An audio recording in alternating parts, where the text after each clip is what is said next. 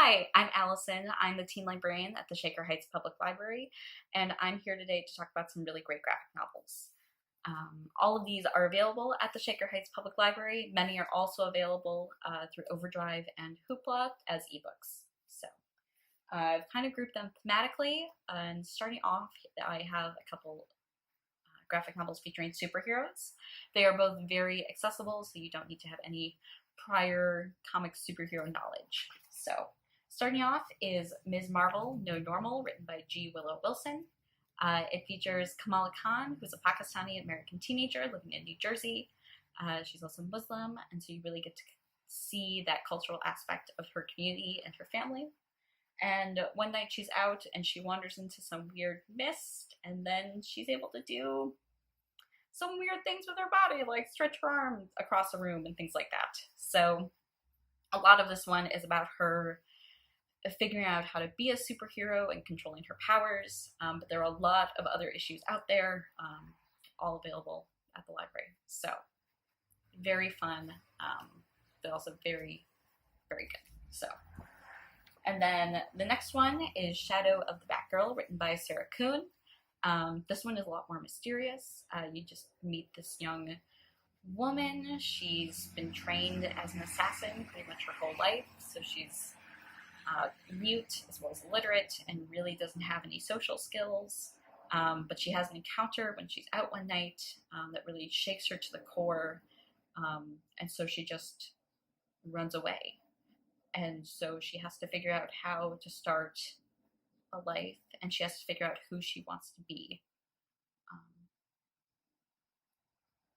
while also gaining some mentorship and friendship. And so really thinking about plotting your own path forward while also thinking about if you can really leave your past behind. It's really great.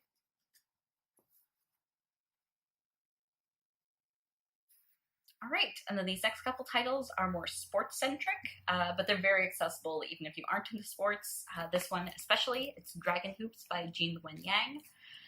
It's really the story of him. He teaches at a high school when he's not doing graphic novel stuff, and the high school boys basketball team is very good. They've made it to the California State Championships multiple times, but never have won. The coach is convinced that this is the year, and so he begins to follow the team, and in that really fall in love with basketball and fall in love with the sport and community aspect of it. So there's some chapters that really feature various historical aspects of basketball, like how it was invented and how it spread. There are other chapters that really focus on the players and really get into them, like what will they do after high school? Like they've loved playing in high school. Do they have further dreams and ambitions, and are they, could they be realized? So it's a really great aspect to explore community and what really kind of communal aspects of sports. So, Dragon Hoops. Right. And then there is Check Please, whose focus is hockey. The main character is named Eric Biddle, who later goes by Biddy.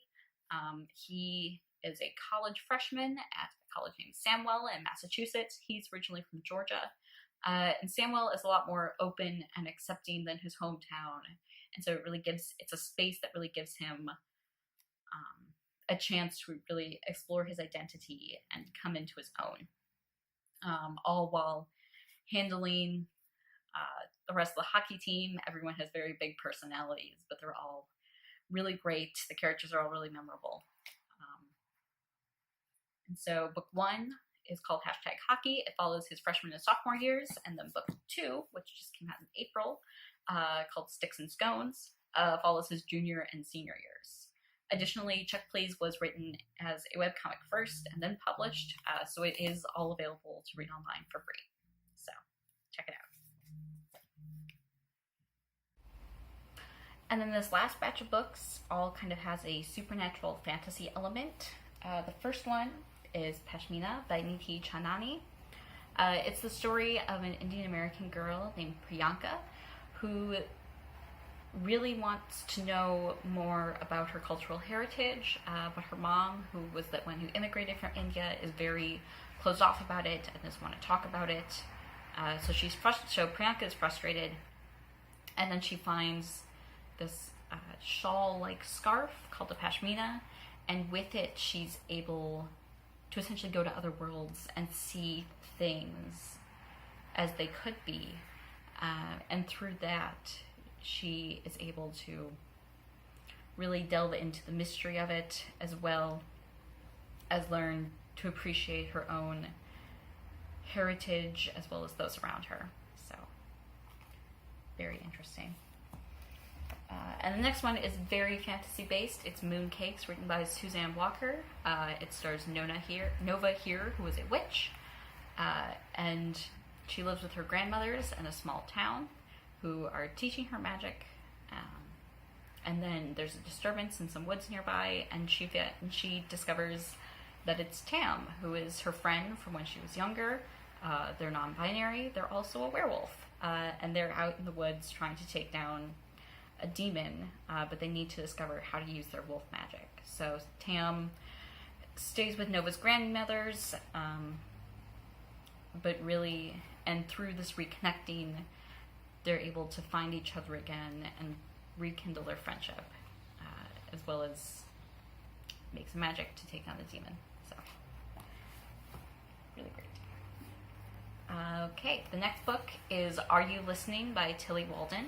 It features Bee, who is 18 and leaving home. She misses the last bus out of town, so she's able to hitch a ride with Lou, who is a local mechanic, and also just heading west to visit some family.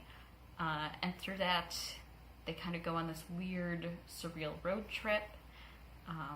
A lot of it is very meditative and really makes you feel like you're just out there on the road, especially if you're a passenger and you don't know how far you've come or how far you have to go.